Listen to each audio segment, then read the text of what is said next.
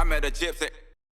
All right, Jace and RV. Okay, so this one comes from fan question of the week, and you were talking about how special YouTube is, Jace. So this one comes from Tank Eater. He says, "Does Hunter still go 450 next year if Deegan wins the title?" RV, you go first.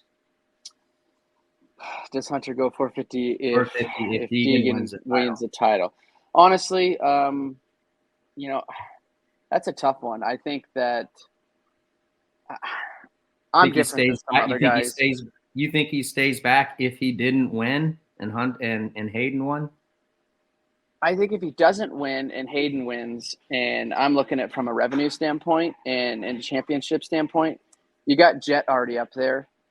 For Hunter to think, or for anybody to think that when Hunter jumps up in his rookie year, that he's going to now beat a 1 year into the series, or 1 year into his 450 career Jet, I think that's a long shot, very, very long. So I do know that it's kind of time for him to move up. So that's a hard question. I don't know if I can give you a straight answer. Maybe Jace has got a different way of looking at it. So it's tough. I don't know. I don't know what I would do, because I'm looking at it from the revenue standpoint, and Hunter should win a lot of races and probably both championships next year also in the lights class. What are you hearing, Jace? I mean, well, number one, do you think Hunter goes to 450 if Deegan wins? Like, what are you hearing, and what do you think? I think that if Hayden Deegan wins this title, I'm getting out of Dodge. I like that. If I'm Joe Shimoda, I'm getting out of the 250 class. If I'm RJ, I'm getting out of the 250 class. I think that what you've seen with him in the last 12 or 10 months is just a kid that has just grown in confidence. And I sent a message to Brian months ago, and I just, because they're competitive and they're wanting to win, but I think they're doing it smart. But I just said to him, man, like, just let the kid get second, because imagine that kid getting second in his rookie year, and then Hunter does move up to the 450 class. Then what's in Hayden's brain? Well, I'm going to win every single moto. That's the only dude that could beat me, and he's gone. So I'm going to win everything. So I mean, I think that win or lose this year, then Deegan's going to be so insanely full of confidence. And then, I mean, you guys spoke about it last time, but that ride at Washougal, I mean, I was there, and you could literally see it. Like, you didn't even have to look at a lap time. You didn't need to know anything from a timing and scoring perspective. Like, that dude was on something, like, he flipped a switch and went crazy. And I think that was a career-defining point in his life. And to think about that as well, he had his worst weekend of his career 1 week earlier. Right. So you think about what it takes to rebound from having the red plate, losing the red plate. Like, most rookies, that would kind of melt them down. Right. And he went to another level. So I think, and to speak on Hunter, it's like, I think he's probably ready. I think he's probably better on a 450.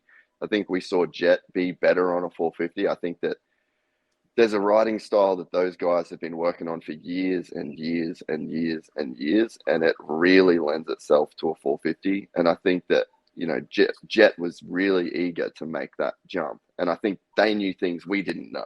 They knew, like, this translates well to a 450. And I think that Hunter will be thinking that same thing. So I think Hunter's probably going to want to leave. I think Deegan's probably going to be the man.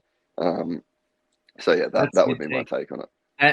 That's a hell of a take. I don't know that I don't think I disagree with you, because to what you said, I personally think, and I've loved the progression. We've talked about it a million times. I'm not going to talk about it anymore just for time's sake. But dude, the guy has answered the bell every time, and Deegan is only going to be better next year.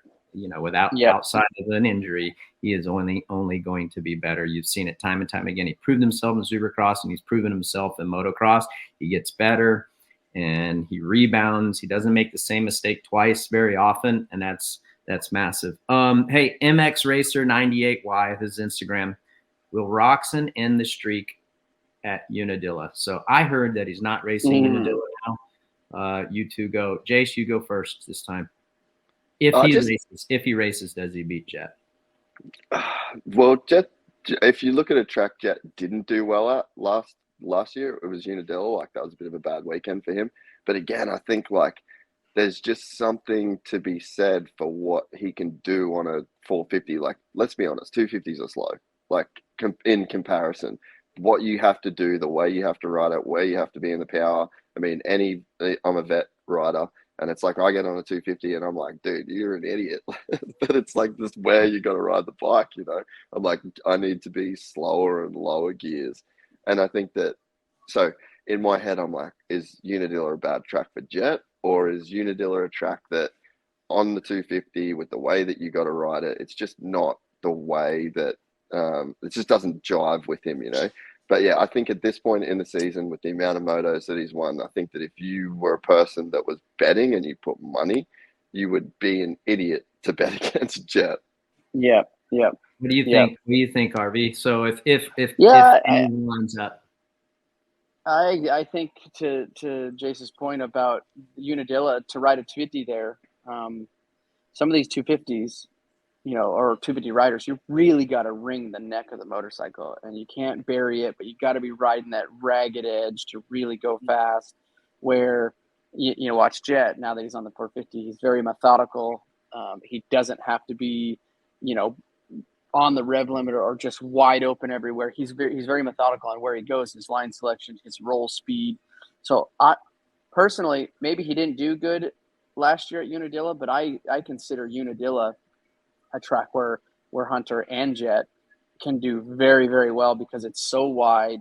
There's lots of lines to choose from. To be creative on that track is pretty easy to do because of how wide it is and just the way the track's laid out. It's one of my favorite tracks to race is Unadilla.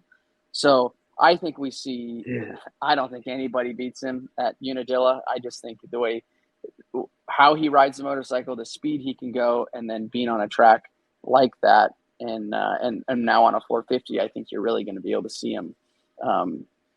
I don't think it's going to be a race. I think he's just going to tiptoe out there looking like he's doing some ballerina shit out there, and he's going to wax everybody.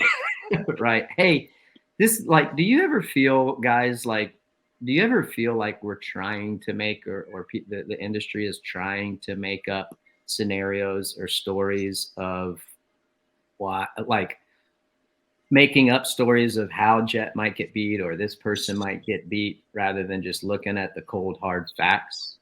Because sometimes I feel like that, dude. I'm to the point now. You got to, in a sense. You know what I mean?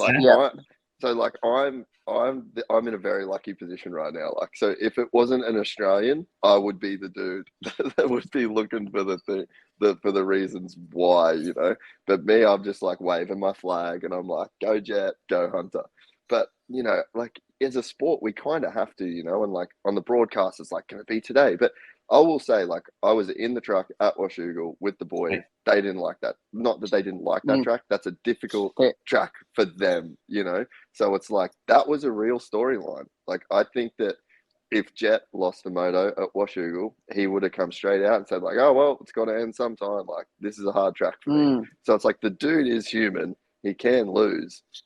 Yeah. But it's like, as a sport, you know, and as analysts, like, you got to look for those what if scenarios, you know. But it's like but then I think at the same time, like, there has to be a balance of, hey, what we're watching is really, really special.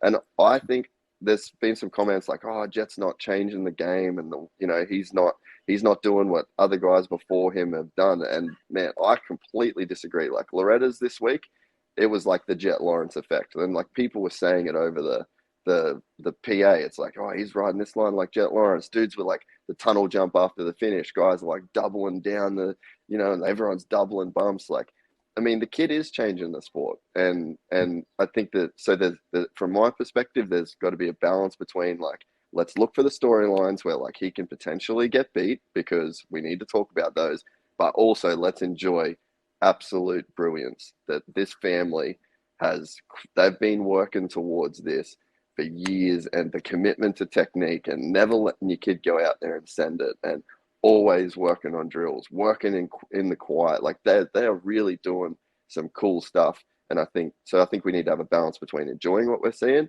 and also finding the holes in the game, because they are there.